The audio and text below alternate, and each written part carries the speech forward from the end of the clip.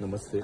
आपण आहोत बारामतीजवळ गुजोबावी गावात, ज्या ठिकाणी आज खरं तर जी दुर्दैवी घटना घडली, महाराष्ट्राचे लाडके दादा ज्या ठिकाणी हरपले, त्या घटनास्थळावर आपण या ठिकाणी उपस्थित आहोत. खरं तर आजच्यासारखी दुर्दैवी घटना, या घटनेमुळे महाराष्ट्र पोरका झालाय. असा नेता महाराष्ट्राला खरं तर मिळणं मुश्किल आहे. आणि महाराष्ट्रातील प्रत्येक माणूस खरं तर आज भावना व्यक्त करू शकत नाही. प्रत्येक राष्ट्रवादी परिवाराचा कार्यकर्ता असेल, प्रत्येक सर्वसामान्य नागरिक असेल, शेतकरी असेल, यांना खरं तर आज म्हणजे खरं तर भावना व्यक्त करू शकत नाही, कारण महाराष्ट्र पोरका झाला. आमच्यासारखा कार्यकर्ता अनेक वर्ष आम्ही ज्यावेळेस या परिवारात काम केलं आणि दादांसारखं नेतृत्व हरपणं म्हणजे काहीतरी महाराष्ट्राला हानी आहे. ही पोकळी कधीच भरून येणार नाही, कारण असा नेता परत जन्माला येणं खरं तर मुश्किल आहे. आजच्या राजकीय स्थित्यंतर आहे, त्याच्यामध्ये सत्यवादी बोलणारा आणि सरळ मार्गाने चालणारा या ठिकाणी असा नेता लाभणं खरं तर मुश्किल आहे. जुन्नर तालुक्याचं खरं तर फार मोठं योगदान अजितदादांचं आहे, पवार कुटुंबाचं आहे. महाराष्ट्राच्या जडणघडणीत महाराष्ट्र प्रगतीपथावर नेणार खरं तर अजितदादा आज आपल्यात नाही, हे सांगायला पण खरं तर शब्द जड होतात. त्यांच्या कामाची पद्धत, त्यांची बोलायची पद्धत, प्रत्येक गोष्ट खरं तर ते कोणच विसरू शकत नाही. कारण अजितदादा नुसते सभेला जरी बसले 5 मिनिटात 100 अर्ज गोळा व्हायचे. प्रत्येक अर्जाचा गांभीर्याने विचार करणारे अजितदादा खरं तर आज आपल्यात नाही आहेत.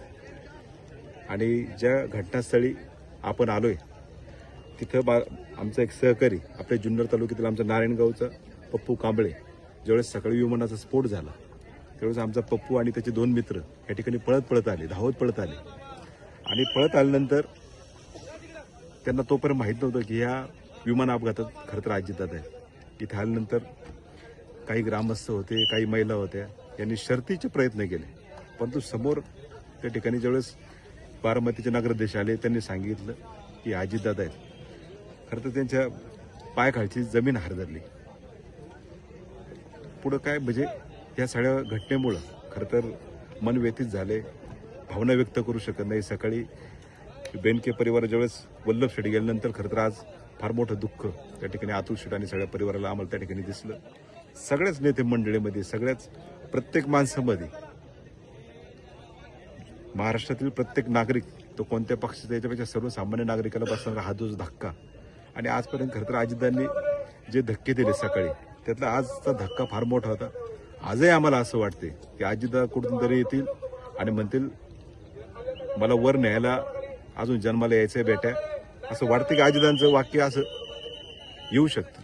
परंतु आज महाराष्ट्र खरं तर पोरका झालाय, फार मोठी हानी झाली. ही पोकळी कधीच भरून येणार नाही. सकाळी या ठिकाणी पप्पू कांबळे व त्याचे 2 सहकारी अरफाज आणि जे सहकारी उपस्थित होते, यांनी स्वतः सगळा घटनाक्रम पाहिला. या ठिकाणी पप्पू आपल्या खरं तर भावना व्यक्त करतो. आम्ही ज्यावेळेस घटनास्थळावर आलो त्यावेळेस आम्हाला माहिती नव्हतं की आपल्या लाडके मुख्यमंत्री अजितदादा आहेत तिथं.